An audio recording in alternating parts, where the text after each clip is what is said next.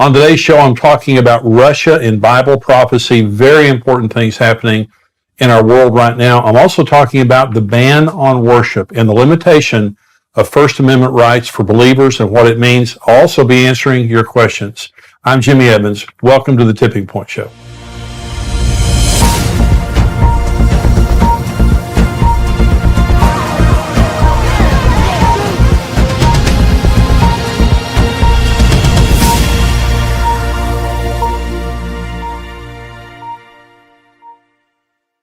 I'm going to talk about Russia in Bible prophecy. Before I get into that, let me just say we have XO Now, which is our streaming platform, and we have many resources on there, over 1,000 resources on there. This is really the Netflix for your marriage and family, just for you as a believer. My content's on there, my preaching, my marriage content, David Ashley Willis, many other speakers that we have at our conferences, as well as the 21-day inner healing journey and 21-day total freedom journey. Both of these I developed out of my own experience as a believer of getting free and getting healed on the inside.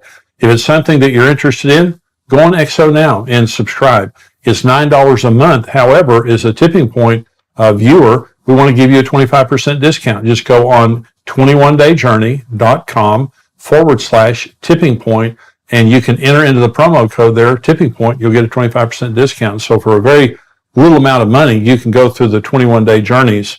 I really believe it will change your life. I believe it could change your marriage, your family's life, whatever age you are, wherever you are. This is something pre-COVID, a lot of people were struggling with their mental health, emotional health. COVID has just made much of that worse for a lot of people. I really believe that would be a blessing to you.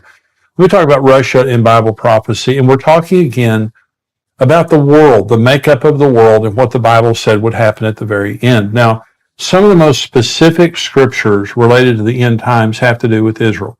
So let me talk about one very specific fulfilled prophecy. I'm going to talk about another prophecy that's about to be fulfilled, I believe. But this is Jeremiah 16. This has been fulfilled.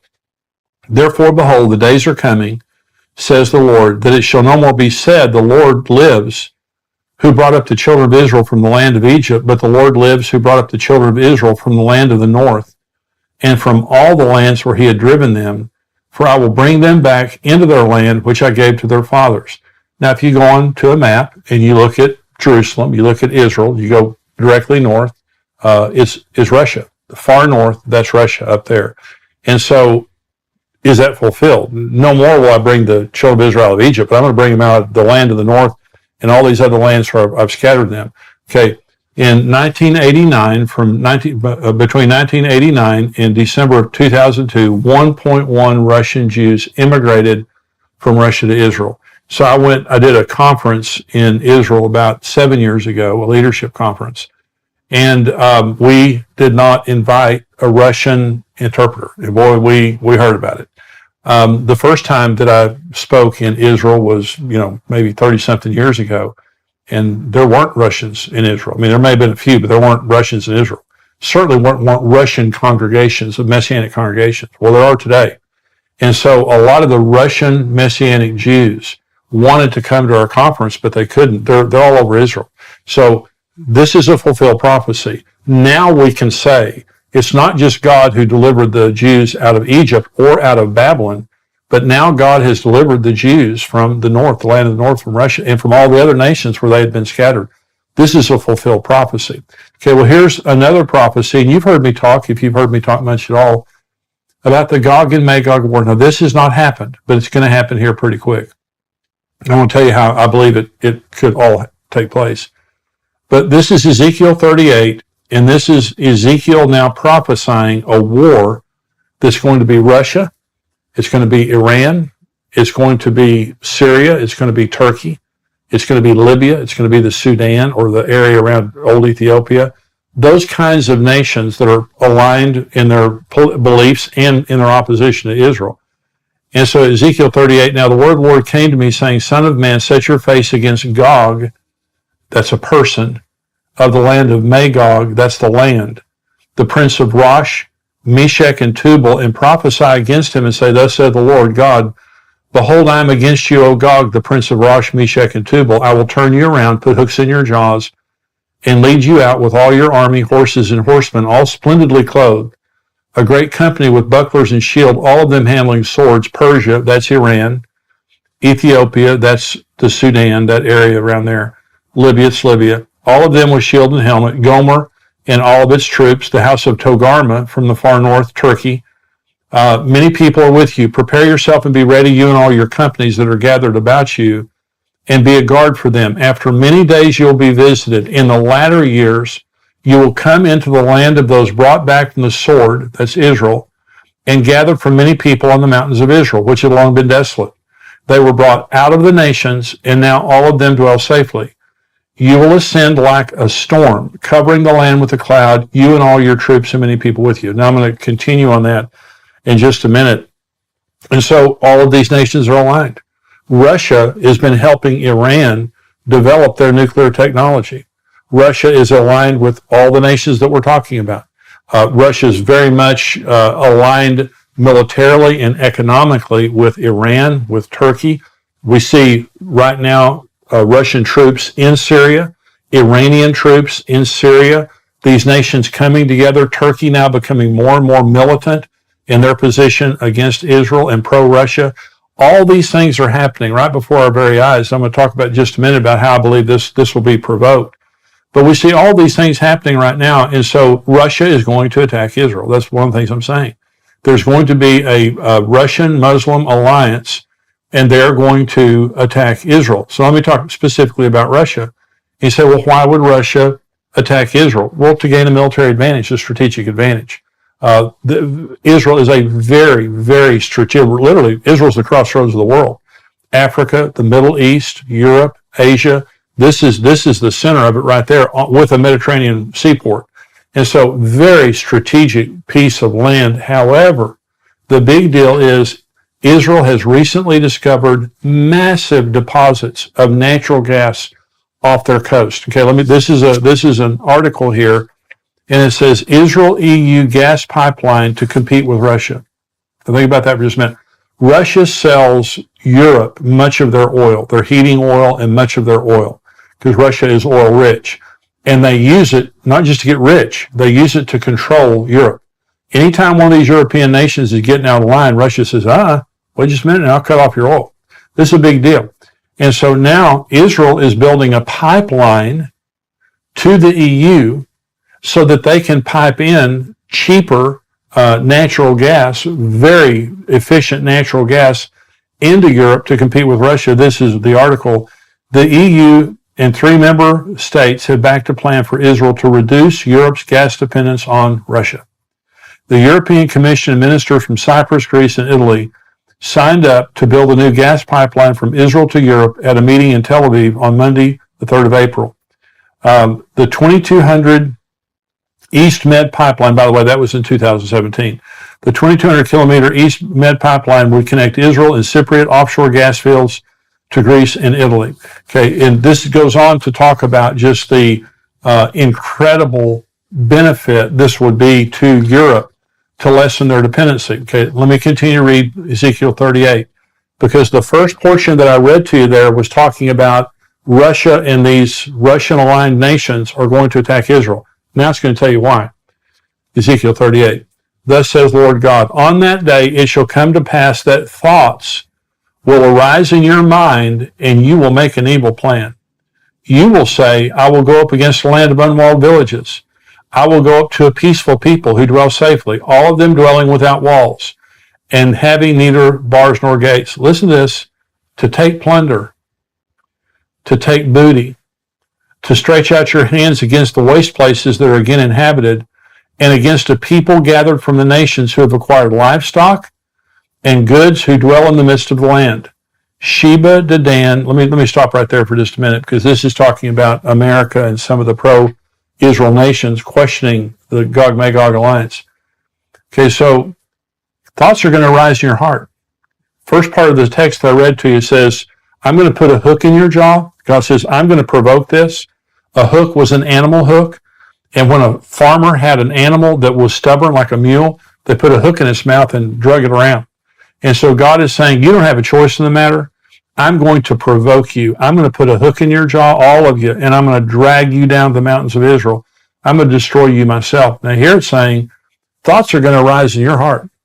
You're going to have these thoughts that come to your mind that say, you know something? All that stuff that Israel has, they don't deserve it. We need to deal with the Middle East problem right now, but we need that stuff. And they're taking money out of our pocket.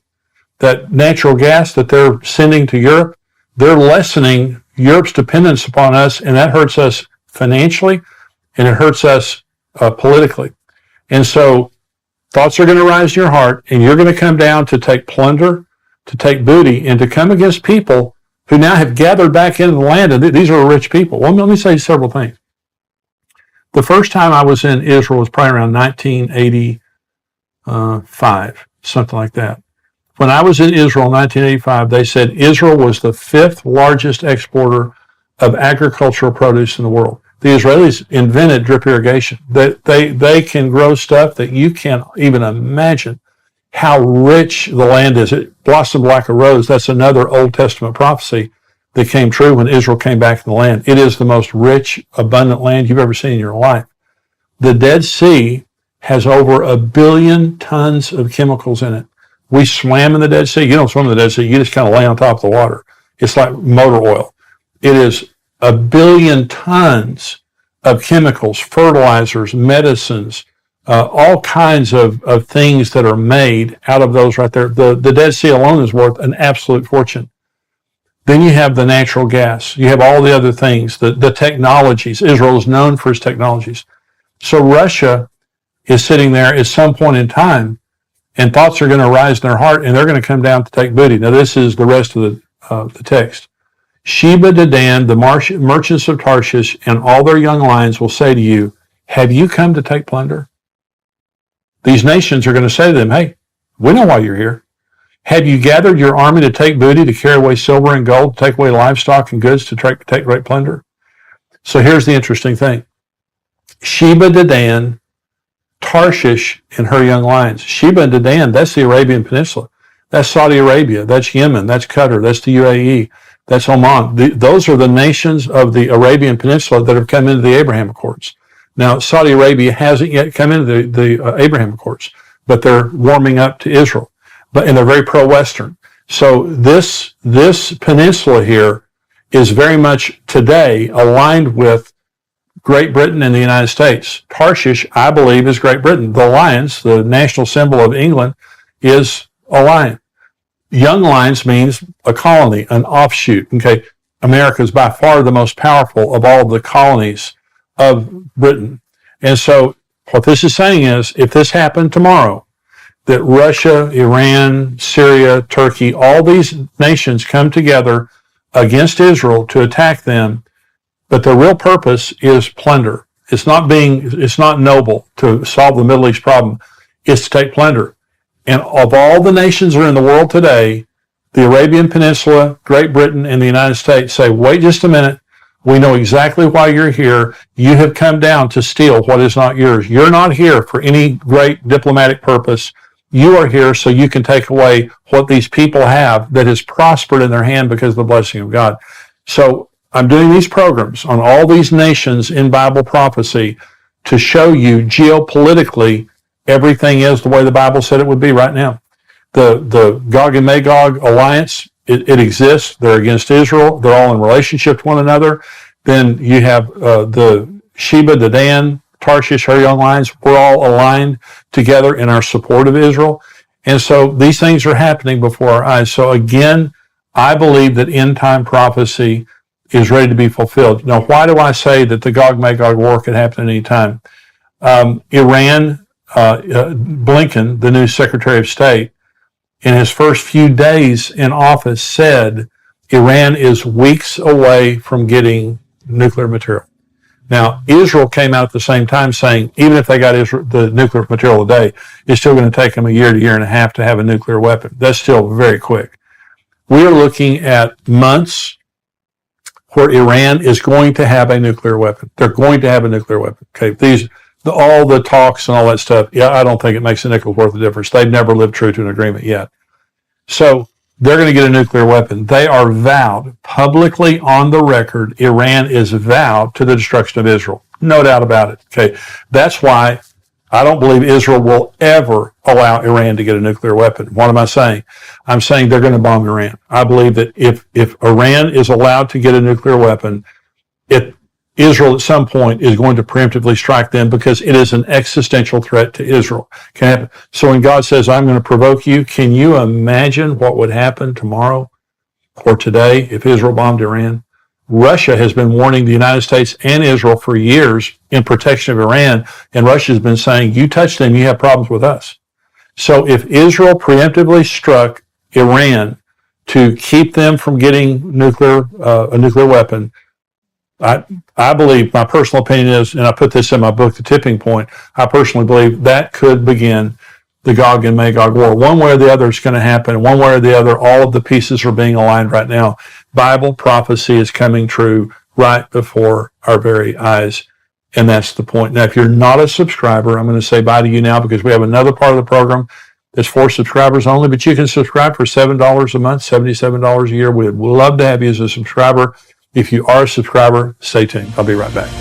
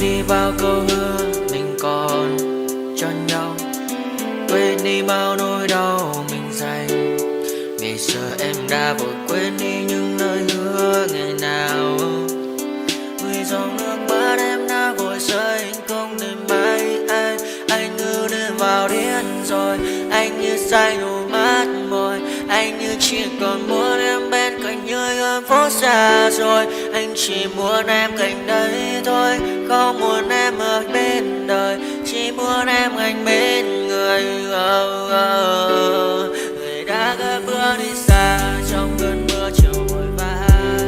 Người đã bước quên anh khi cơn mưa qua gần vội vã. Em đã quên rồi mà anh sống đây không mơ về. Chẳng còn lại gì những người bao nước mắt rơi. Em khiến con tim như trôi bay trong chiều thu đầy nắng.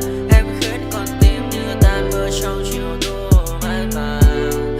Vì còn nhiều lắm những người mà, nhiều lắm những nỗi vội vàng, nhiều lắm những cơn mưa em mưa ta bây giờ vẫn vang. Không mơ không bay đứng sang nhờ đêm mai em còn thơ đôi hồng bay anh còn.